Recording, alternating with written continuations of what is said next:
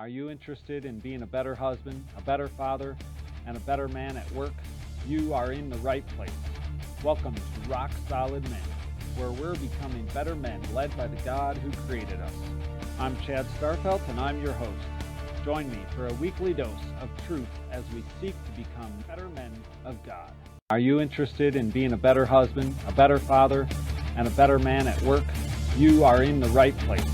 Welcome to Rock Solid Men, where we're becoming better men led by the God who created us.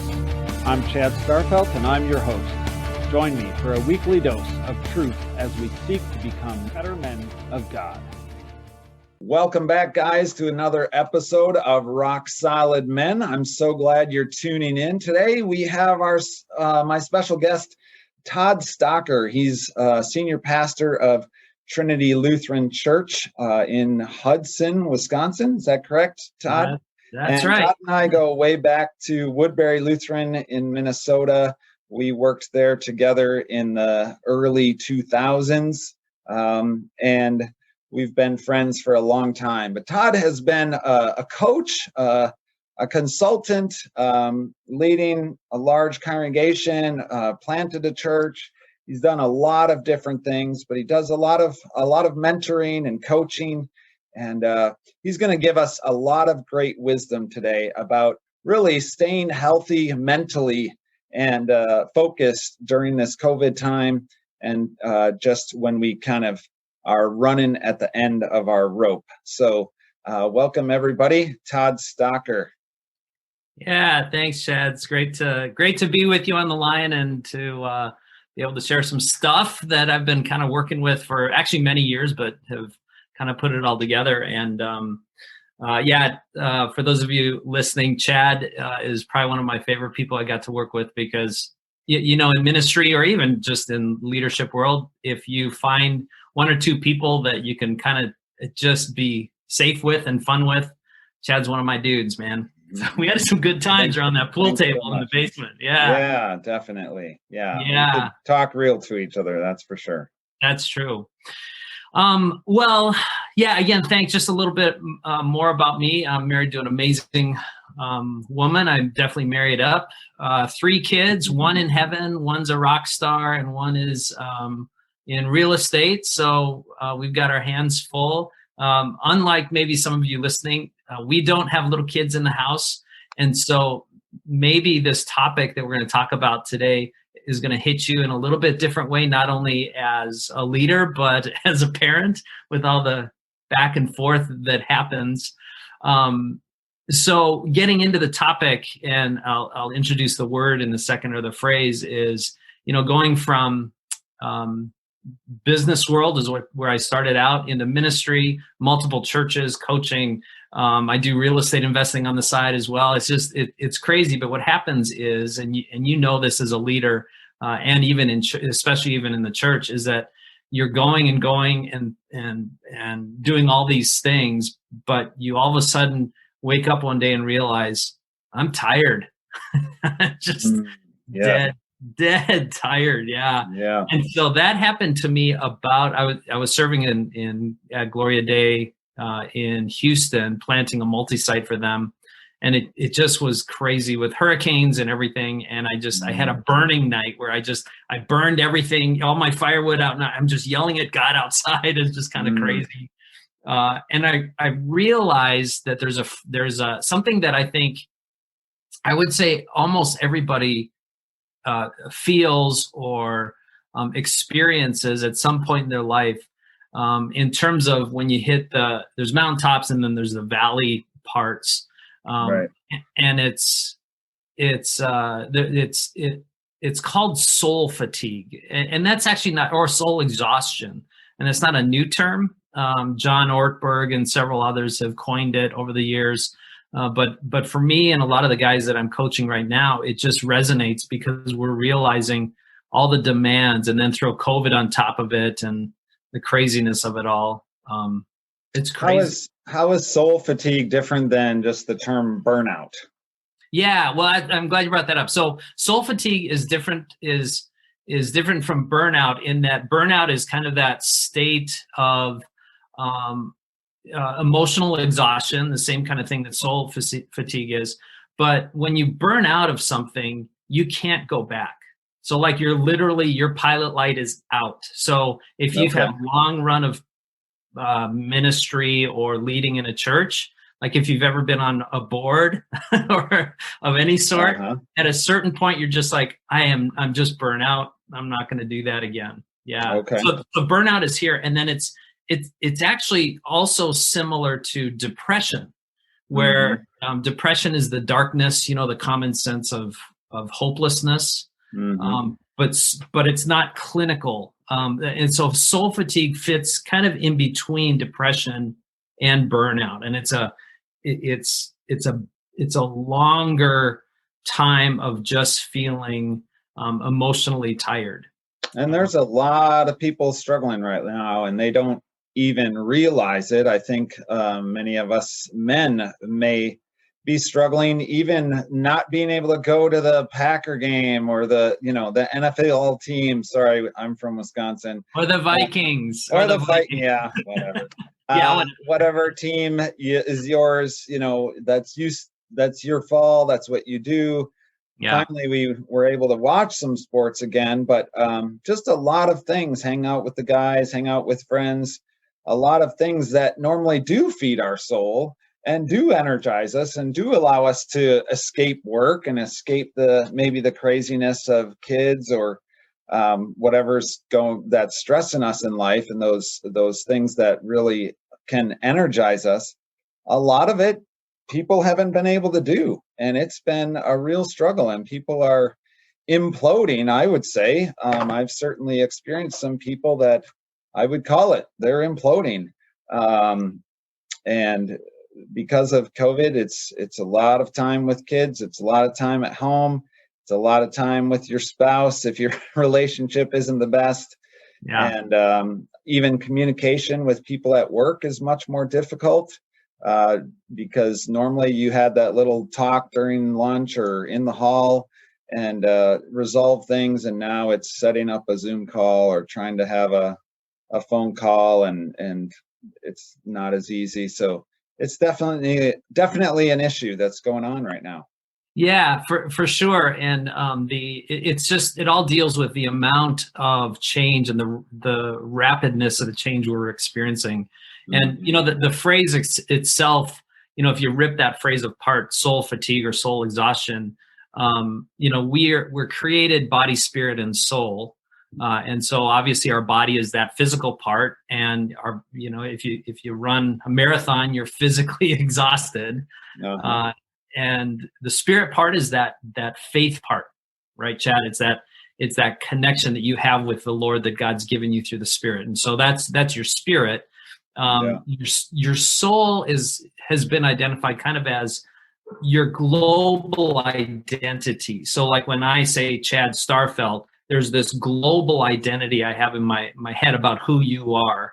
And so that kind of incorporates all of them. So your soul is really, you could be physically healthy, but yet be soul fatigued, or you could have a great faith in the Lord, but your body's falling apart.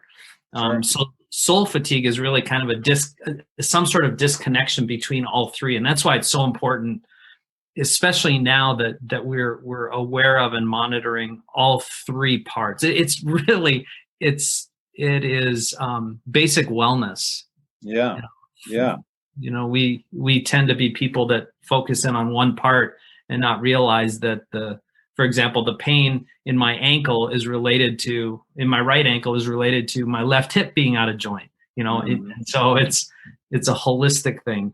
And so, as leaders in ministry or nonprofits or just even out in the work world, one of the causes of it is what I call soul bombardment, because we're constantly giving, constantly wanting to give what we know and to help people. Tom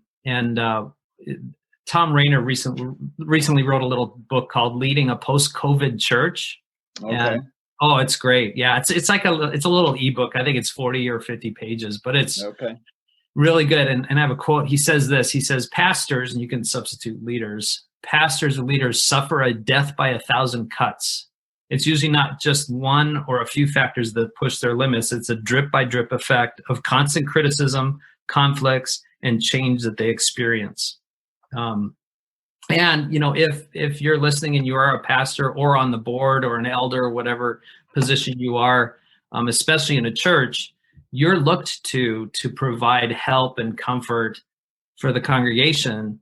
And oftentimes, no fault of theirs, they look at us, Chad, and they don't realize that we're human too. We're dealing with what we're trying to help them with. And so all of that just leads into the soul fatigue, where we wake up in the morning and we never feel rested at all. What are some other indicators of soul fatigue, like signs that maybe we're in trouble? Yeah. And these are, everybody has 1 or 2 days or maybe even a week where we're just feeling down. But this is a consistent long-term thing. So like if you think about the last 3 months, for example, of your life, and another sign could be constantly daydreaming about a different life.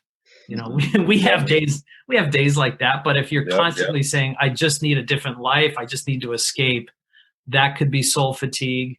Intense emotions is another one that kind of grabs from the depression piece of it, where you're standing in the middle of a grocery store with your mask on, and then all of a sudden you just start weeping, or you just these range of emotions. And again, we all have that occasionally, but if it's consistent, there's potential of soul fatigue there. Or it's around and it's not normally part of who you are. All of a sudden you're exploding at your wife or at a coworker, and that's not normally how you deal with things. Right. What's going on? Yeah. Well, and that's the question you have to ask: is there's something bigger going on? And it's reading the dashboard of your life. It's like, this isn't it's normal for 1 or 2 times here and there, depending on the situation. But if I can't point back to an exact reason as to why it's happening, then there's something deeper that's happening. And again, I'm not a psychologist. I mean, I've had, pastoral training and all my counseling classes and behavioral science, as my undergrad. But if it is consistent really for a long time, professional help, you got to seek professional help. So yeah. The other one that causes soul fatigue, or that may be an indicator, and this is the one that I struggle with, is that I tend to focus on what's not happening than what is happening. It's like, I call it the gap theory. So this is where my reality is. This is where I think I should be, or whatever situation should be. And the bigger that gap, the more stress and the more potential for soul fatigue in that gap. That can happen at work a lot, I think. It certainly can happen at home as well, but you have a little bit more control generally with your home. You're dealing with a lot fewer people. But at work, I've been a pastor, in ministry my whole life. I don't know what it's like to work for a Fortune 500 company, but I imagine the struggle of a lot of decisions come down from higher up that you have no control of. You're dealing with decisions that were 2 or 3 levels above you, and you just got to execute it. And so I can imagine there's a lot of gap at times of what you would like or where you would go with a certain thing, but where the company expects you to go. Yeah, and playing off of that a little bit, there's only 2 things that the human being really needs to feel alive. And that's what you mentioned, the one, control, but it's also progress. So progress and control you have to have that at some point. That's how, that old story of the guys in World War II in the Nazi in the prisons in Japan. That's how they survived, is they played with ants. There's control there. There's there's progress because they built these little ant cities. I don't know if you've ever read that story. No, but I haven't. That's part amazing. Of it. And the story of Shackleton too is another one. You have hope. Yes, we're going to get through this, but it's not devoid of the reality of this stinks, and this is hard. Yeah. So yeah. What are some good steps to move forward and dealing with this kind of fatigue or exhaustion? Yeah, there's a couple of guys that are coming to mind specifically who are type A personalities that I work with, and I mean it's literally 4:00 the alarm goes off in the morning, and they're working. I mean they're eating breakfast as they're checking it's like right off the bat going 100 miles an hour. The first thing I think, like starting tomorrow morning, everybody should do is what I call morning priming. And what that is if you have like a weed eater or a small 2-stroke engine, there's usually a primer bulb. Right. You hit it 2 times or 10 times. And basically what that bulb does is it pulls the gas from the gas tank into the carburetor so it starts easy and runs. Yeah. So morning priming is working your body, spirit, and soul first thing in the morning. I always say you need to set your day or your day is going to set you. Tell your day and believe your day is going to be good, and then leave it up to the day to prove you wrong. And so just simply it's, I'll just go body, soul. And again, there's so much that I want to share that I know our time isn't, is kind of limited on this, but many of us wake up and we're able to do a little bit more of a routine than others. But even if you have 3 to 5 minutes in the morning before the kids get up or before you have to get rolling, doing just even simple stretches in the morning. I look at my dog, if you have a dog or a pet, the first thing they do, man, they're professional. They have the spiritual gift of stretching. Yeah. So just stretching, just watching your body getting healthy, drinking more water, those kinds of things.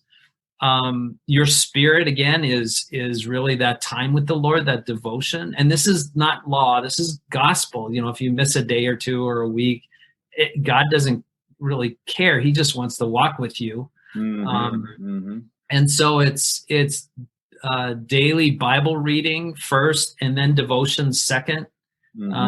I see a lot of me included that I get to Jesus Calling, and I'm like, oh, I'm going to read what Jesus Calling says. It's like, why don't you first start with what God says and then read Jesus Calling? You know what I mean? Yeah, the Jesus Calling is a very famous devotional book, if not everybody knows. True. Yeah. And you want to go to God first about people rather than people first about God. And just start reading the book of John or the Psalms or for a short time. Proverbs is really great too. I think so practical. If you want little snippets, a few verses a day that help with parenting, help with leadership at work, help with relationships, help with not being a fool. Right. That's the main emphasis of Proverbs.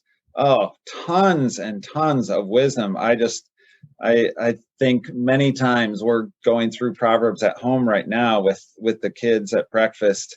And I think, boy, if every family could read this like once a year, how life transforming that would be in the great conversations or with your spouse. Really amazing wisdom from God. Yeah, that's good. And I struggle with Proverbs in that I'm a quantity over quality kind of guy. And so for those of you who read lots of it, yeah. And you just can't with Proverbs because it's so rich. You get one verse,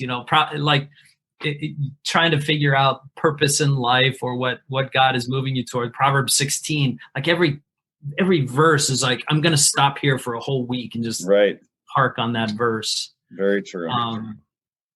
So that's body, spirit, and then soul is, again, the holistic piece of you, your personality, if you will. And so just a couple of things on that. First in the morning after the body and spirit piece, find some good motivational stuff. I got swept up in the election stuff this last year. And so I was turning on all the different news channels and social media in the morning after my devotion. I'm like, no, I got to recast that, right? Yeah. So there's a lot of great YouTube channels, a lot of great podcasts like this one that can be much more encouraging and uplifting and inspiring than a lot of the news and stuff that we do consume and feel like we have to consume. So we don't want to sound dumb about what's going on, but we don't often realize how much that drags us down. Right. And we really should remember that the information that we hear is just information. It's the meaning we attach onto it that we perceive it to be good or bad. And so we could hear the same news story and one side or one of us says, oh, that's such bad news. The other says, oh, that's great news. So it's really, what are some motivational things like exactly this podcast is, and then being something that's good for the soul. And this is a little bit more long-term, but practice community like Jesus did. And then also practice solitude like Jesus did.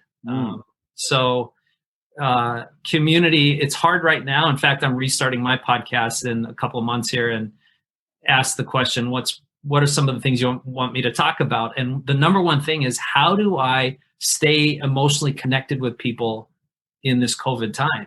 Because I love this, and Chad, we haven't seen each other for several years face to face, but I'd rather go have coffee with you somewhere face to face. So, Jesus had the community, the solitude thing. There's just one little phrase that I've lived out personally, and it gives me kind of a framework. It's divert daily, withdraw weekly, move away monthly, quit quarterly, and abandon annually. So basically, that's a lot, but what that basically means is divert daily. Those of us in church work, we never stop working. Like it's 24/7. And so every day we have to divert ourselves from our daily work, or else we're going to go crazy. Withdrawing weekly is taking our days off. Move away monthly is just getting out of town. I'm blessed. Chad, where I live in Woodbury. It's right along by all these river towns on the St. Croix. And so once a month, I take half a day and I grab my laptop and I go work in Stillwater or Taylor's Falls or somewhere in there. That's a great idea. Just a change of scenery, sitting in a cool sports bar on the river or in the hills. Here in Wisconsin, right? People would dream and do dream of working from their lake home up north, and with COVID, a lot of people are now. But that's an awesome idea. Just that little bit of change of scenery can be very refreshing. Yeah, and then every quarter, and again, it depends on what you're doing job-wise. You might not have this luxury, or family-wise, but quit quarterly is actually taking a full day and doing kind of the same thing, and just mentally quitting your job so you actually don't work at all. Okay. And doing the same thing, going and spending a whole day. We're blessed to have Mall of America when it was open, and so my quit quarterly often would be to just walk Mall of America. It's huge and interesting and all of that. And then abandon annually is take your vacation that's allotted to you. In some of the transitional life stuff that I'm going through right now, I did an assessment of how much vacation over the last 5 years I've actually taken year to year. And I've only taken 40% of my vacation time. Wow. What's wrong with you? What's wrong with me? Man, I got, I think 4 weeks, and I use them every year. 20 days. I don't know if you're kidding. Yeah. No, I'm not kidding. Yeah. Vacation is very important to me. Good. Well, I'm not good at it because I just, it's situational, but yeah, but that's kind of the longer term. If you get that into a rhythm of your day-to-day, week-to-week, month, yearly life, that really is important. That's what Jesus did, right? He went up into the mountains. Mark 1, very early in the morning, while it was still dark, Jesus got up, left the house where everybody was, went to a solitary place, and he prayed. So I'm based on a couple of times I've been talking about this, I'm going to put together just a real quick little ebook on what do you do during those times, divert daily, okay. In terms of solitude. So hopefully I'll get that out pretty quickly.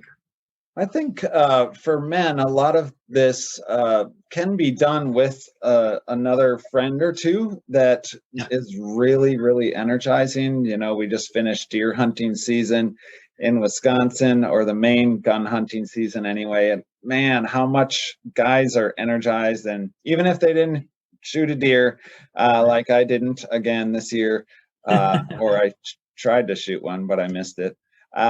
They how much they love just being out with the guys, and I own an old snowmobile, and I love to take people up north in the winter for a day, and many of them have never snowmobiled before, or not on these kinds of trails, and just a getaway like that can be such a blast. Going to a little restaurant somewhere, after you do your adventure, and can be really, really fun and really energizing, putting yourself out there saying, how about we do our solitude together this month, and just go do this thing together. Yeah, I mean, if you think of Jesus' Garden of Gethsemane, he took Peter, James, and John with him. I mean, yes, he went off and prayed by himself, but that group was always right there with him. So, and then I think good example. It depends on personality types too. Some people need tons of people around them. Others need very few. But we do all need. We were created to be in community together, and whatever that level that looks like. You can't be living your life, in the basement forever and hiding away. That has no political. That I didn't mean politics. No, I know. One of our members, his wife works at the hospital, so they all wear masks 24 all day at home. Even when she comes home from work, all the kids are at school at home. He's working at home, and she goes to the hospital for work. And because she's with COVID patients all day, when they come home, she and all the two kids and the dad, they wear masks still when they're home together. And how exhausting that might be. But again, that seclusion is not good for us, and that's right. They're a good example. They haven't seen his parents, who live right around the corner, since March, and got to figure out ways to connect with people during this time, for sure. Up here, I was really glad to see there. At some point, there was an opening for. And I can't remember which nursing home it was, but you can go actually to the nursing home and go to the windows so you can say hello. And so they would have scheduled times where the person in the nursing home would be brought to the full size window, and they would have a conversation right there on the phone. But there was community. There was, I can see, and I could, they put hand to hand against the glass, and just beautiful pictures from that. But that's always, that breaks. I think long term, if that's as part of the ebb and flow, I think that breaks or at least staves off soul fatigue pretty strongly. Yeah. A scripture that just comes to my mind is, be still and know that I am God. Isn't that part of this, is just remembering we're not God. We don't need to control every single thing. God is God. Let's lean on him. Let's allow him to choose our next steps, and be still once in a while, and allow him to refresh us, take off our heavy yoke and take his light yoke, and let him carry the heavy one for us. Yeah, I love that. I love that. Psalm 46 is one of my favorite Psalms. So Right. So just any last thoughts as we wrap up this episode on soul fatigue? Yeah, I think that we have to remind ourselves, Romans 12 is be transformed by the renewing of your mind. And that is an action that we choose. And so I think we need to renew our minds and remember that wherever we're at, hearing this, whatever situation we're in, whether what we think about COVID or not, God, this isn't a surprise to God. None of this is.